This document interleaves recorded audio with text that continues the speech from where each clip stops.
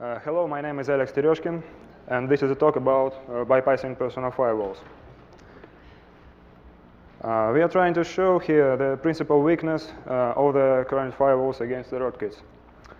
Initially, we will briefly discuss Windows NT network subsystem, and we will move to some cheats afterwards. We will break some common techniques that most firewalls are using these days, and then we will go to a more sophisticated level and discuss the real hardcore there. Finally, we will discuss a few ideas about how to make firewalls resistant to the presented attacks.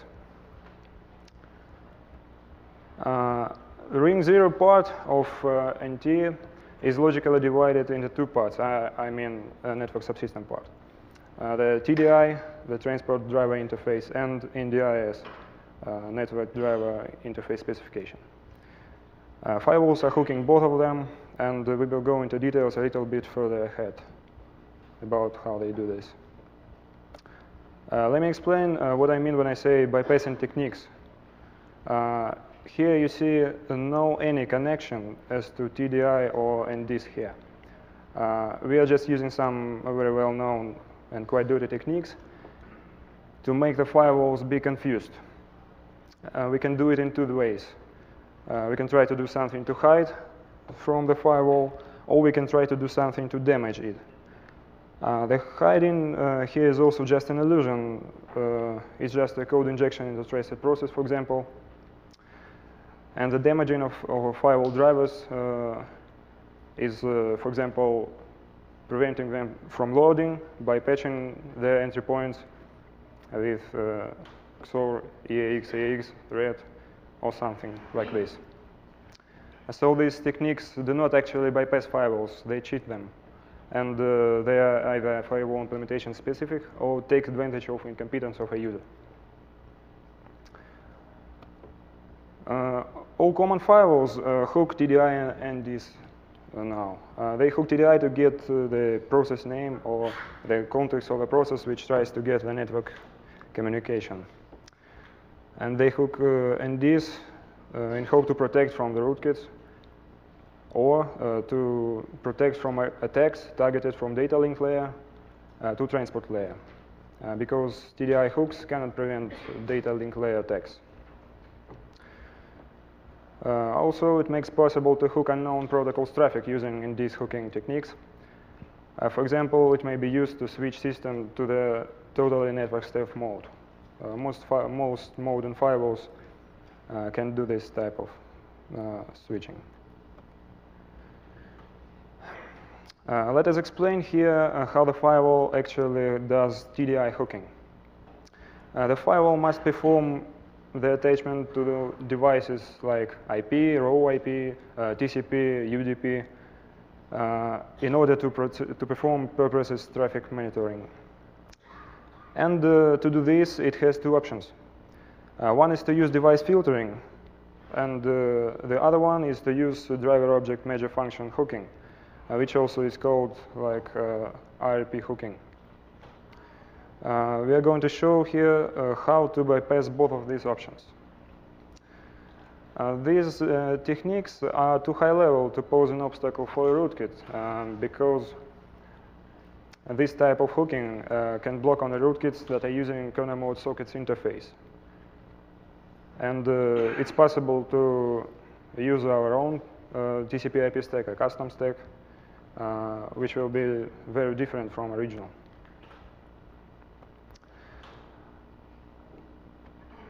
Here, this slide shows the first technique which may be used by a firewall. It's filtering of the TCP devices or UDP devices.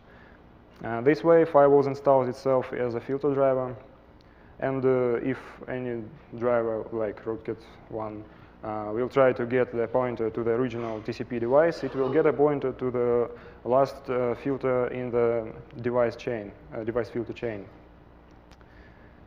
And if the rootkit will, if a rootkit try to send some IRP commands to this filter device, these commands will pass through every firewall hook and most likely will be trapped. And They will not pass to the original device. So the rootkit may find the original device to prevent firewall from catching it. To do this, it may walk the filter device chain backwards. It may do it by using an undocumented field named attached_to. This field is located in the divulge extension structure. When this field is null, it means that this device is original and it's not a filter device.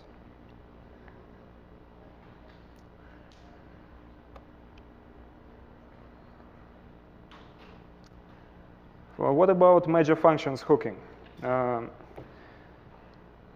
It's time to use tunneling to find the original handler. MS-DOS time has ended long ago, and you may forgot what the tunneling is all about. So I'll explain it a bit. If we are sending a legitimate packet to the network, it must eventually get to the original TCP/IP code through all the firewall's internals. And the tunneling will help us to watch how the process happens. And we will catch the execution transfer to the TCP/IP. We have to make 6 steps to achieve our goal. First, we should walk the relocation information of the TCP/IP to store all absolute labels which are used by this image. All drivers must have relocation info, and therefore these major function elements will have data references in the driver image. So if you get a list of all absolute pointers in the TCP/IP driver, some of them will be our needed major function addresses. Then we will hook int1 in all IDTs existing in the system, and we will install ourselves as handlers of the int1. We will do this to catch all instructions that will be executed by a catched thread, which is going to call IO call driver to the TDI filter device. This way, no code patching is required because we will change just the PIOF call driver pointer, and we will check if this thread is going to call hooked TCP device or if it's going to call any other. And we will check only interesting thread which is going to call to the TDI layer. This technique is used by driver verify, for example, to trace every IRP which is going through the IO call driver to the system.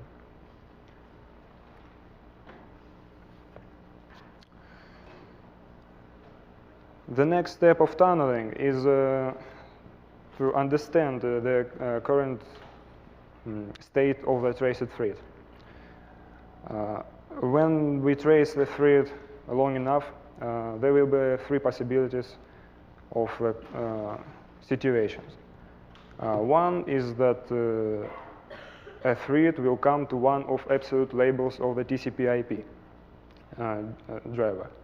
This means that that we just found the original major function address, because finally a thread must get through the firewall internals and get to the TCP/IP if this packet is allowed to come to the network by the firewall. The next possibility is that a thread will go to enters kernel.exe into the ILP invalid device request function. And this will mean that the called major function is not specified by the TCP/IP device. And the last possibility is that a caller of IO call driver simply returns without going into the TCP/IP or NTOS kernel. And this means that TDI filter has denied something. A firewall has denied something. So we should wait for another IO call driver this way. If we get the first case, like thread has come to one of the absolute labels of the TCP/IP, we will remember this address and clear the trace flag at this, in this thread. And after that, a rootkit will be able to call the original major function directly without using probably hooked IO call driver. And this way, it will make its calls not involving any firewall internals. But it should adjust IRP stack locations manually. And the last step of the tunneling is to unhook all IDT entries and finish the tunneling process if at least needed major function entries have been found. Let's move to ND's hooking. The hooking of NDs is performed by a firewall by hooking the ND's register protocol, ND's open adapter, and these other two functions. This is done to catch all known protocol registration and protocol bindings. Common techniques used by a firewall to hook the ND's driver are these. The first one is the export table patching, and the other one is ND's code patching, which means direct code patching. This type of hooks are not a problem for a rootkit because there exist many ways how to remove these hooks, or even how to bypass them without altering any firewall internals.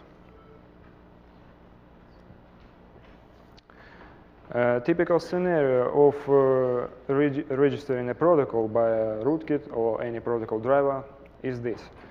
First, this driver should call ND's register protocol. This way, it informs NDs that a new protocol is going to be registered, and later it may be bound to some specific adapter. So the firewall checks for known protocol name and maybe even